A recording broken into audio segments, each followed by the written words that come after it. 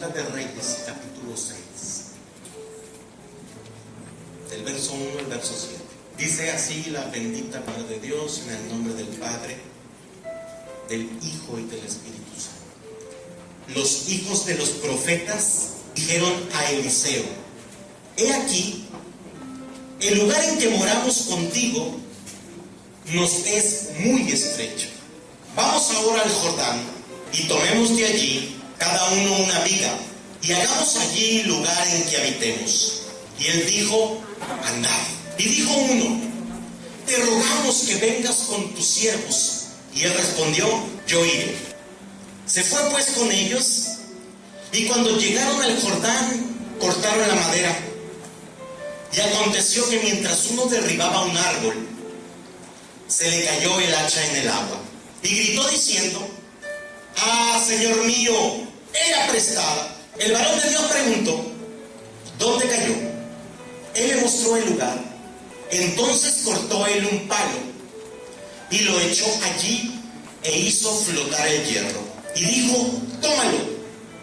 Y él extendió la mano y lo tomó. Amén. Estamos muy cerca de finalizar este 2016. Seguramente al principio de este 2016 todos hicieron alguna lista de propósitos, o por lo menos alguno la guardó en su corazón. Por encima de bajar de peso, de hacer ejercicio, de cuidarte en lo que comes, que regularmente no se cumple. Siempre hay propósitos que van más allá de eso. Cuando nosotros hacemos una reflexión o un recuento conforme al propósito de Dios en nuestras vidas, siempre nos estaremos quedando cortos. Porque nuestra humanidad siempre está obstaculizando al Señor para que trabaje en nosotros. El Señor está dispuesto y listo para que cada uno de nosotros entremos en un proceso. Pero somos nosotros quienes le huimos, nos justificamos y no queremos entrar a ese proceso porque es doloroso. En ese proceso el Señor nos quiere quitar todo aquello que nos limita y que lo sustituyamos por algo que nos edifica. Pero por lo regular estamos tan habituados a eso que nos limita, que nos gusta, y nos resistimos a entregárselo al Señor. Esta porción escritural, yo veo un paralelismo con la iglesia de estos tiempos, o lo que debiera de ser la iglesia de estos tiempos. Es bien común que escuchemos de los predicadores que estamos en los últimos tiempos, que Cristo viene pronto. Sin embargo, la iglesia es un sello o una manifestación más de los sellos que nos dicen que el Señor viene pronto. Porque la iglesia en los últimos tiempos debiese de ser una iglesia avivada. Cuando vamos al libro de los Hechos podemos darnos cuenta cómo la iglesia primitiva, una vez que fue visitada por el Espíritu Santo, fue una iglesia que empezó con mucho ímpetu. Pero en algún momento de la vida de la iglesia vino mermando hasta quedarse estancada. Pero cuando vamos a la palabra nos damos cuenta que el Señor dice que la iglesia de este tiempo tendrá que ser una iglesia que represente la lluvia tardía, que represente esos tiempos postreros, una mayor unción, mucha gente convirtiéndose y llegando a los pies de Cristo, mucha gente conociendo al Señor y siendo su vida transformada. Y de repente vemos que dista mucho de la realidad lo que Dios quiere que suceda. Te platico todo esto porque quiero explicarte este pasaje. En aquellos tiempos el profeta Eliseo fue un hombre que estuvo caminando al lado de Elías. Elías, el profeta que Dios utilizó de manera sobrenatural para que descendiera fuego del cielo, consumiera un holocausto y posteriormente matara a más de 400 profetas de Baal. El mismo profeta que una vez que se sintió amenazado, salió disparado corriendo al lugar contrario que Dios le había indicado.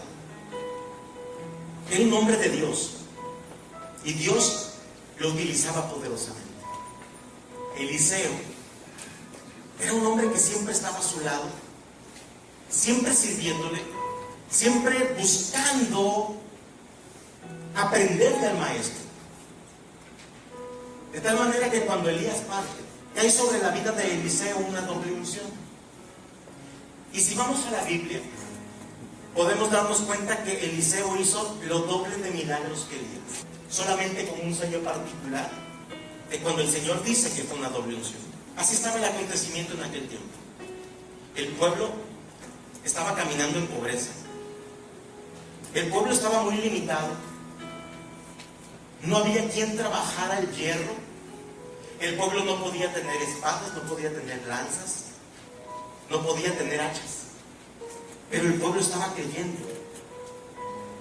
Estaba creyendo y el Señor respaldaba a Eliseo. Justamente antes del acontecimiento que acabamos de leer, había un hombre muy soberbio de nombre Naamán. Él había quedado leproso. Fue y buscó a Eliseo y le dio la instrucción por medio de Giezi, su siervo, que se sumergiera 7 veces en el río. Y Naamán no creyó, se molestó demasiado. Al final alguien le animó a Naamán para que lo hiciera. Y a la 7ª vez que sale del agua se le va la lepra. ¿Te imaginas lo que significaba para todo el pueblo lo que estaba sucediendo con Naamán? El pueblo estaba creyendo. Pero resulta que Eliseo, mientras más caminaba en su ministerio, más discípulos se le acercaban. Y yo quiero empezar a subrayar algunos detalles de la historia para que nosotros veamos la parte que nos corresponde. Eliseo caminaba y se le añadían discípulos. Mientras más se le añadían discípulos, más hambre había de conocer de Dios. Todos estaban anhelando predicar. Todos estaban anhelando profetizar. Estaban anhelando la llenura del Espíritu Santo. Pero resulta que estos profetas llegan con Eliseo y le dicen: el lugar donde estamos es muy estrecho para nosotros. ¿Sabes qué me habla a mí eso? No sé si era su casa, no sé si era el lugar donde se reunían, no sé si era el lugar donde los discipulaba, pero me queda claro que conforme avanzaba el tiempo cada vez eran más y no cabían en el lugar donde se encontraban. Segundo punto, van y le dicen a Eliseo y le presentan una alternativa de solución y le dicen: vayámonos al Jordán. En aquel lugar cada uno de nosotros establecerá una vida y podremos edificar un lugar donde estemos más cómodos. Eliseo le dice: me parece excelente, vayan. Pero inmediatamente los profetas, que estaban siendo bien discipulados, le dicen: te rogamos que vayas con nosotros. Y seguiré. Llegaron al sitio y toda la iglesia en aquel tiempo se puso manos a la obra. ¿Cuánta iglesia? Toda. Se pusieron manos a la obra y sucedió un acontecimiento que pareciera fuera de contexto. Escucha. Estaba un hombre intentando derribar un árbol, pero por algún motivo suelta el hacha y cae en el agua. Obviamente se sumerge y la pierden de vista. El hombre verdaderamente estaba apesadumbrado. Lo primero que le angustiaba era que el hacha no era de él, era prestada. Y era prestada porque en aquel tiempo no había quien trabajar el hierro. De tal manera que el hacha estaba limitada. No es como ir al Home Depot y agarrar un hacha y ir a la caja, pararle y tener tu hacha. Era muy difícil tener un hacha. Y si vemos la representación, ¿qué hubiese significado? Escucha, ¿qué hubiese significado? Que los profetas, siervos de Eliseo, que estaban edificando un nuevo lugar para que la iglesia pudiera caber, hubieran perdido el hacha. Sencillo. Ellos no hubieran podido edificar nada nuevo. Ellos no hubieran podido ensancharse. Ellos hubiesen tenido que regresar al mismo sitio donde ya no cabían. Y seguramente eso les iba a desanimar y les iba a impedir seguir creciendo. ¿Me estás siguiendo? Eso significaba no tener el hacha para poder cortar los árboles. Entonces llega Eliseo, le dice: ¿dónde cayó? Ahí. Eliseo corta un palo y lo avienta al agua. No lo registra la Biblia, pero me puedo imaginar que el Señor le habló a Eliseo para que hiciera tal cosa. Y entonces cae el palo al agua y hace flotar el fierro. Y le dice al siervo: recógelo, tira la mano y lo toma y recupera su hacha. Y junto con el hacha recupera la esperanza de crecer, recupera la esperanza de ensancharse, recupera la esperanza de edificar algo nuevo, recupera el cumplimiento del propósito para lo cual Dios lo tenía en ese lugar. Mientras el Señor dice: crezcan, mientras el Señor dice: ensánchense, mientras el Señor dice: desarróllense, produzcan, multiplíquense, mientras el Señor nos instruye para mantenernos en ese crecimiento productivo como iglesia. Y voy a subrayar esta parte. No me refiero al crecimiento numérico, iglesia. Me refiero al crecimiento espiritual, al crecimiento doctrinal, que como consecuencia de ello dará el crecimiento numérico. ¿Me estás siguiendo? De tal manera que el crecimiento esté en cada uno de nosotros, en determinarnos a creerle al Señor y comprometernos con Él. Lamentablemente solamente nos gusta creerle al Señor, pero no la parte en comprometernos. Porque el creerle es querer recibir, pero el comprometerte es estar dispuesto a dar. Pero el Señor está esperando que caminemos en ese binomio, que le creyamos y que nos comprometamos, para entonces que cada uno de nosotros empiece a crecer con hambre de la palabra, con sed de la palabra, con esa necesidad de ir a compartir el Evangelio a quien no lo conoce, con esa necesidad de ir a imponerle manos a los enfermos para que el Señor los levante y los sane. El Señor quiere que suceda. Pero sabes, muchos de ustedes han perdido el hacha, o muchos de nosotros hemos perdido el hacha, o algunos de ustedes ni siquiera la han estrenado. Voy a hablar a la iglesia que le está sirviendo al Señor en algún área. De repente podemos perder el hacha cuando nuestro ministerio ya no desborda la pasión que desbordaba cuando empezamos. Perdemos el hacha cuando nuestro ministerio ya no da el mismo fruto que daba cuando empezábamos. Cuando nuestro ministerio de repente pudiera resultar una carga. Ay, que es martes de Casa de Vida. Y todos los martes de Casa de Vida estás quemando cinta para encontrar la manera de abrir tu corazón y proponerle a alguien que abra su casa porque estás cansado. Es perder el hacha. Cuando tienes que ir a Casa de Vida y desde la hora de la comida estás pensando cuál va a ser el pretexto, cuál es la justificación para no ir. Te resulta algo que no tiene ni siquiera sentido ni es edificante, pero lo agarras y lo aprovechas y dices: wow, tengo pretexto.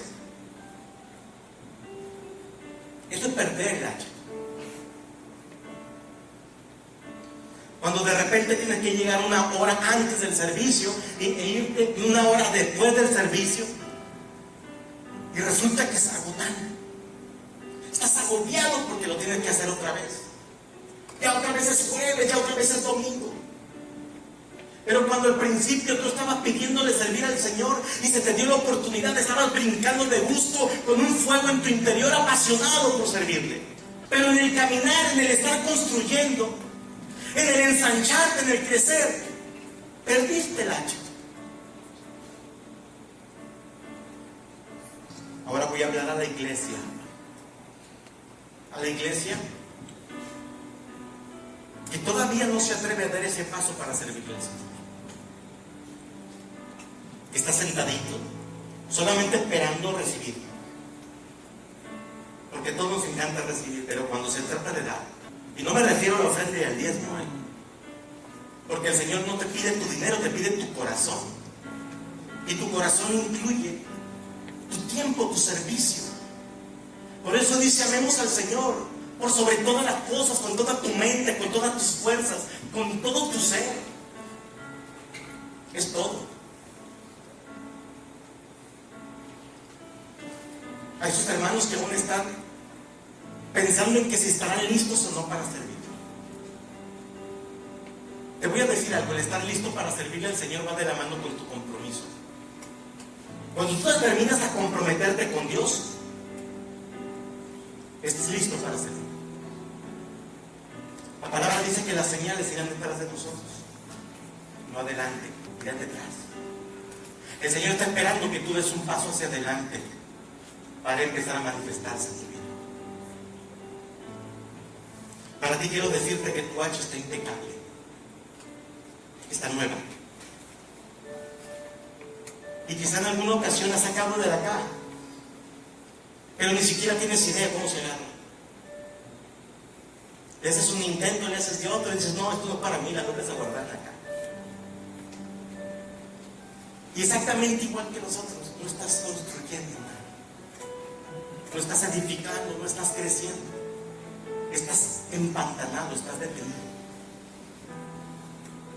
Mientras el Señor te dice, crece.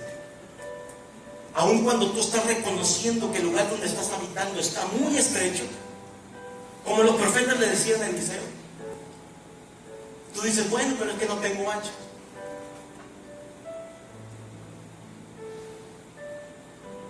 Quiero hablarte de otro tipo de hacha. Bueno, la misma hacha, pero desde otra perspectiva. Eclesiastés 10:10. Fíjate bien lo que dice Eclesiastés 10:10.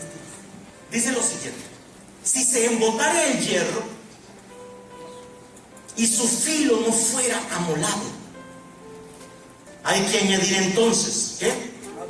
Más fuerza. Pero la sabiduría es provechosa para mí. Hay una ilustración muy tradicional entre el cristianismo. Un jovencito recién contratado en un equipo de taladores de árboles.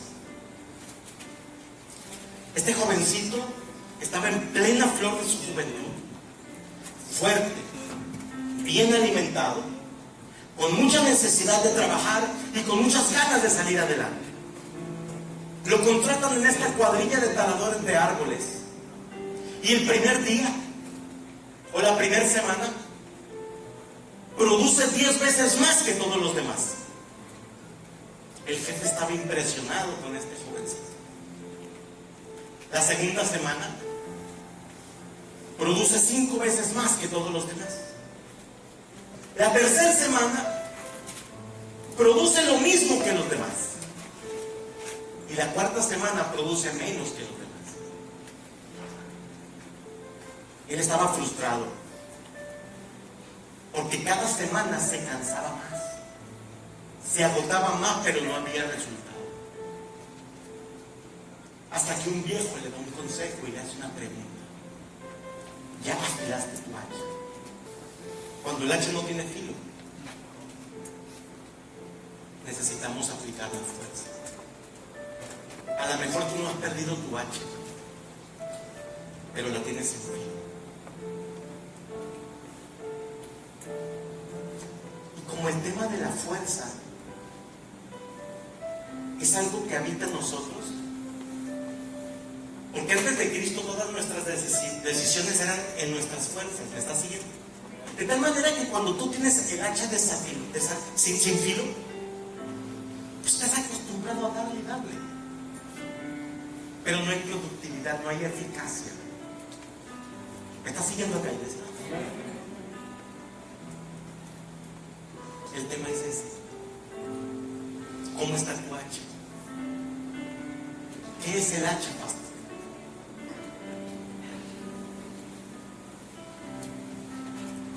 El hacha es una herramienta para todos aquellos que llegan a los pies de Cristo. Escúchame. Y esa herramienta no te la dan los pastores ni te la dan el hecho de que vengas a este lugar. Esta herramienta te la entrega el Señor. Y te voy a explicar a qué me refiero. Cuando nosotros llegamos a los pies de Cristo, todos somos llamados al servicio. ¿Me estás siguiendo acá? Cuando nosotros entendemos que somos llamados al servicio, el Señor nos unge, escucha, El Señor, a todo aquel que va a utilizar en su reino conforme a su propósito, el Señor lo unge. ¿Me está siguiendo acá? Cuando el Señor levantó al primer rey de su pueblo, que fue Saúl, el Señor ya tenía decidido quién iba a ser el rey. ¿Me está siguiendo acá? Pero fue necesario que el Señor levantara o utilizara a un profeta con autoridad delante del pueblo, para que tomara una redoma de aceite y lo derramara sobre Saúl, sobre la cabeza de Saúl. ¿Me estás siguiendo? El Señor estaba determinado a utilizar a Saúl.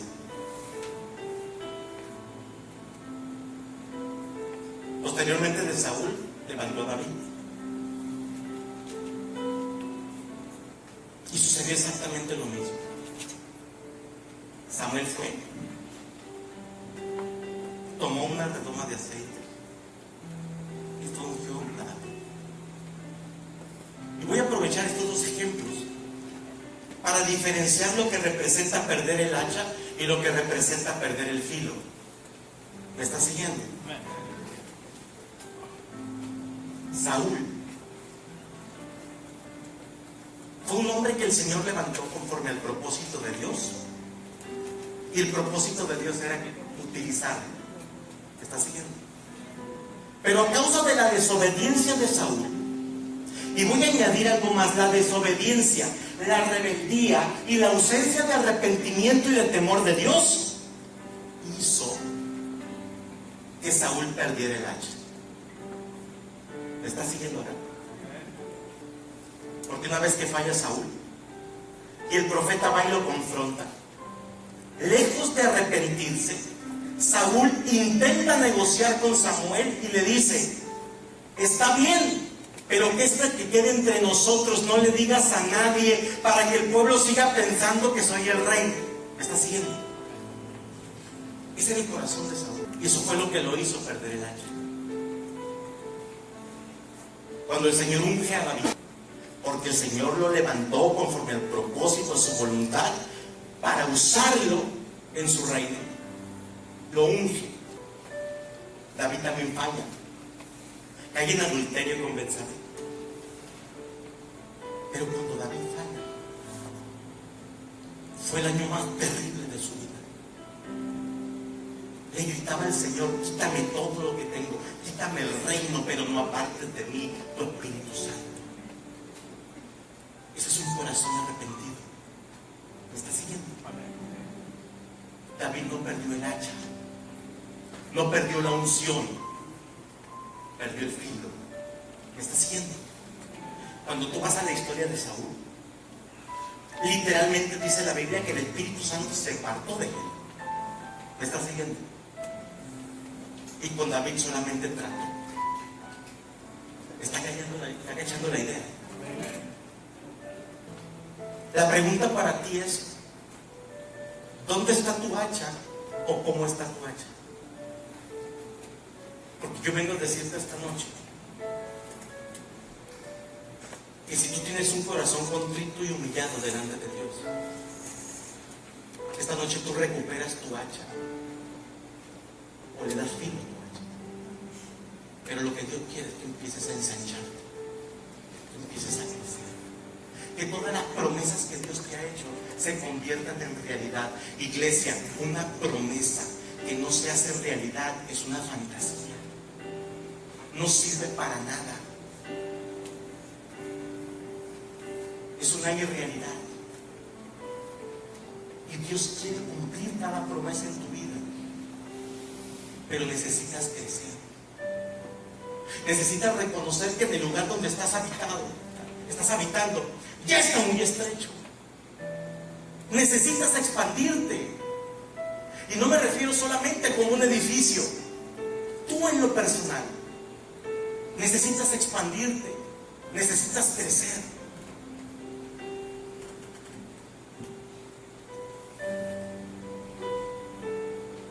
La pregunta que se debieran de estar haciendo es: pastor, yo perdí el hacha, ¿cómo la recupero?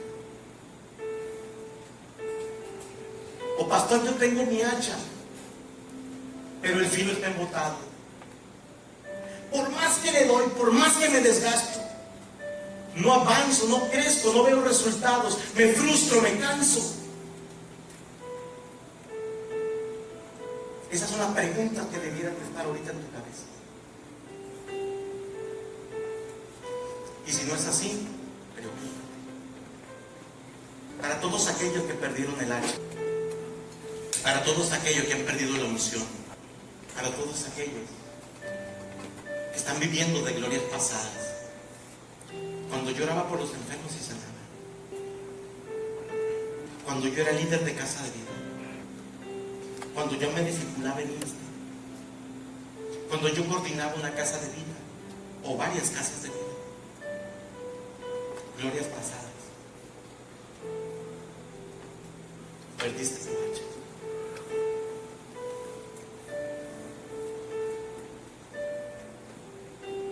Déjame explicarte esto. Cuando fue desechado, el Espíritu de Dios se fue de él. Le sigue. Y él empezó a tomar decisiones en sus fuerzas. Se llenó de envidia, se llenó de coraje. Y empezó a querer matar a David. Lo empezó a corretear por todos lados. Lo quería matar. Pero cuando se levantan los filisteos y ponen delante de sí a Goliat, como el Espíritu de Dios ya no estaba en él, sintió miedo. ¿Está siguiendo? Saúl sin Dios se quedó paralizado. David, que tenía la llenura del Espíritu Santo, fue quien utilizó el Señor para vencer a los filisteos. Después de ahí se desata la envidia. Lo intenta matar. Le pone 2, 3 trampas por ahí. Quería utilizar de señuelo o de anzuelo a su hijo Jonatán, porque tenía una extraordinaria relación con David. Quería utilizar a su hija Mical, porque fue el premio por el hecho de que David haya matado a Goliat. Era tanto su miedo de Saúl que decía: el que mate a Goliat le doy mi hija. Y también la quiso usar para que le pusiera a David. En una de esas ocasiones, David salió corriendo y fue y buscó a Samuel el profeta y le comparte lo que estaba sucediendo. Se encontraron en un lugar que se llama Ramá. Allí estaban conversando David y Samuel, cuando alguien los ve. Escuchen, alguien los ve y sale corriendo con Saúl para quedar bien y le dice: Saúl, David está en Ramá. Saúl inmediatamente manda un comando de soldados para que lo traigan. Resulta ser que estaban los 2 hombres de Dios, los 2 ungidos de Dios, los 2 hombres llenos del Espíritu Santo, los 2 hombres con su hacha, y su hacha bien afilada. Y llega este comando de soldados a recoger a David. Y cuando llegan a ese lugar, escuchen, se acercan a ellos y el Espíritu Santo viene sobre los soldados y empiezan a profetizar.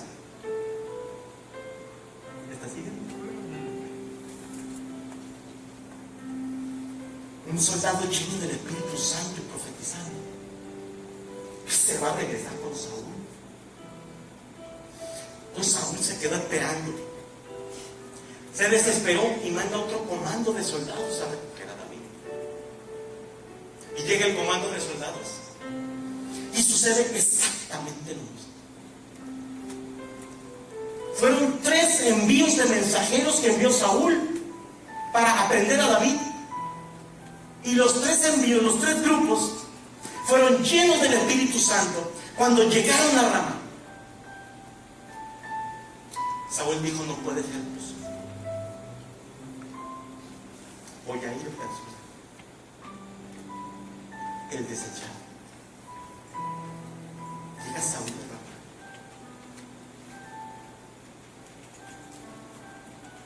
Llega al sitio y pregunta: ¿dónde está Samuel? Y le dicen, cerca del pozo. Avanza. Y Saúl fue lleno del Espíritu Santo. ¿Está así? Y empezó a profetizar. Se encuentra con Samuel y empiezan a profetizar juntos. ¿Lo están siguiendo, iglesia?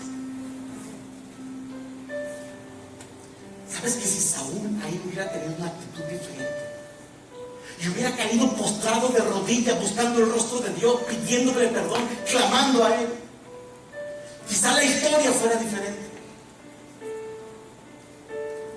Pero cuando sale del lugar, toma la misma actitud de coraje y de honra. Voy a perder el hacha. Si tú perdiste el hacha, necesitas ir a Ramá. ¿Me estás siguiendo? La Biblia dice literalmente que Samuel y David se encontraron en Ramá y se fueron a Nayot de Ramá. ¿Me estás siguiendo? Si tú perdiste el hacha y quieres recuperar tu hacha, necesitas ir a Nayot de Ramá. ¿Sabes qué significa Nayot? Casa. Y Ramá, un lugar alto en las alturas. ¿Quieres recuperar tu hacha? Tienes que vivir en las alturas, en la presencia de Dios. ¿Me estás siguiendo, iglesia? A la Biblia no le sobra nada. Todo te habla. Sientes que estás perdiendo unción, que te estás enfriando, que cada vez sientes menos ganas de venir. Perdiste tu hacha. No estés esperando a sentir ganas de ir a orar. ¿Me estás siguiendo? Porque no vas a sentirlas. ¿Me estás siguiendo? Y si es cierto, lo mejor es orar de madrugada. Pero si perdiste tu hacha, póstrate a la hora que tengas oportunidad, para que te vuelvas a conectar y empieces a morar nuevamente en las alturas.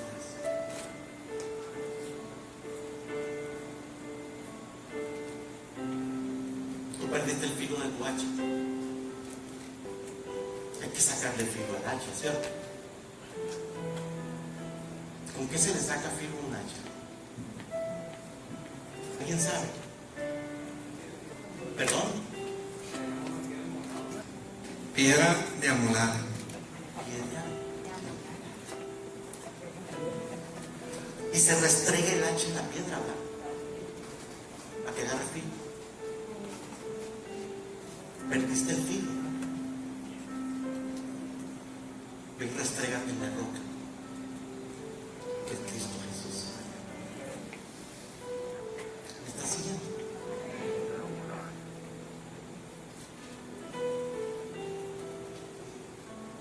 ¿Sabes? La idea es que tú de aquí salgas con tu hacha y con tu hacha fina. Pero no esté triste, usted ya va a salir con hacha nueva. Triste si te conformas. Triste si decides mantener tu hacha como está, o ya no buscar tu hacha perdida. ¿Sabes que el Señor esta noche está dispuesto a devolverte tu hacha de manera sobrenatural como lo hizo con Eliseo?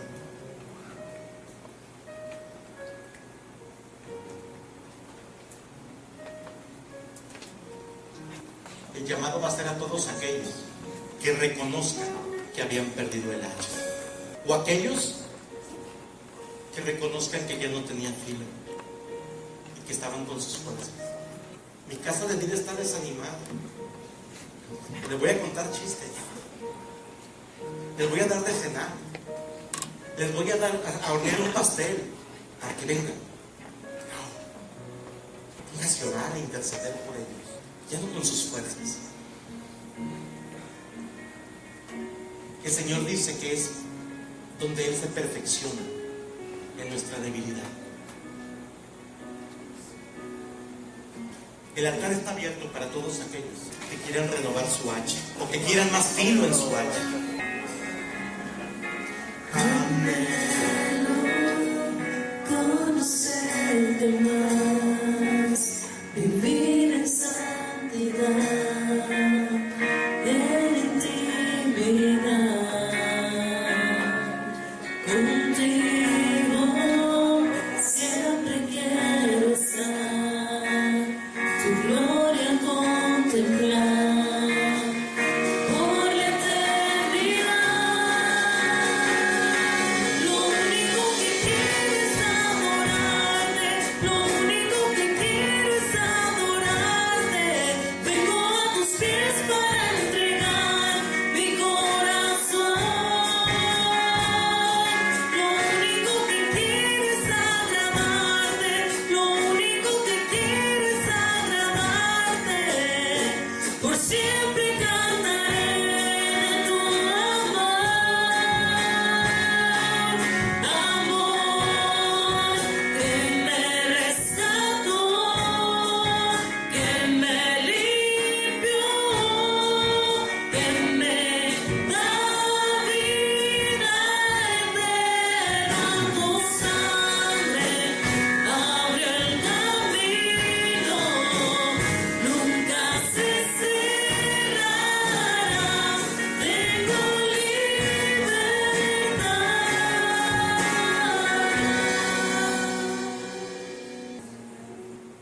Esta noche el Señor te dice: ensancha el sitio de tu trono, y las cortinas de tus habitaciones sean extendidas. No seas escaso.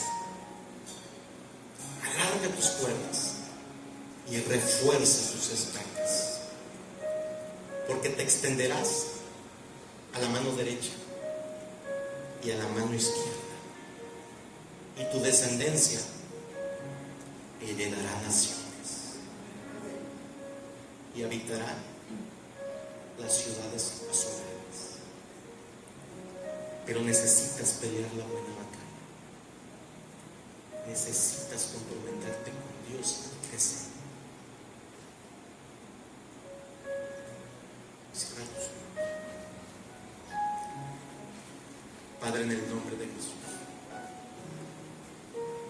estamos delante de tu presencia, reconociendo, Señor, que nuestra ausencia de temor de Dios nos ha llevado a perder el hacha, a perder el filo, Señor, y no hemos crecido. Tu palabra dice que las puertas del infierno no van a poder prevalecer en contra de tu iglesia. Pero nuestra realidad es que hasta el día de hoy cualquier obstáculo nos detenía y nos limitaba a crecer. Pero a partir de este momento tengo mi hacha de nuevo conmigo y me comprometo, Señor, a vivir en tu presencia. Y me comprometo, Señor, a que después de cada batalla estaré afilando mi hacha, y entonces me convertiré en el conquistador que tú quieres que yo sea. En el nombre de Jesús, Señor, aquí está tu iglesia. Una vez más, Señor, misericordia. Una vez más, Señor, derrama de tu unción, de tu poder, de tu misericordia, de tu gracia, de tu amor. En el nombre de Jesús.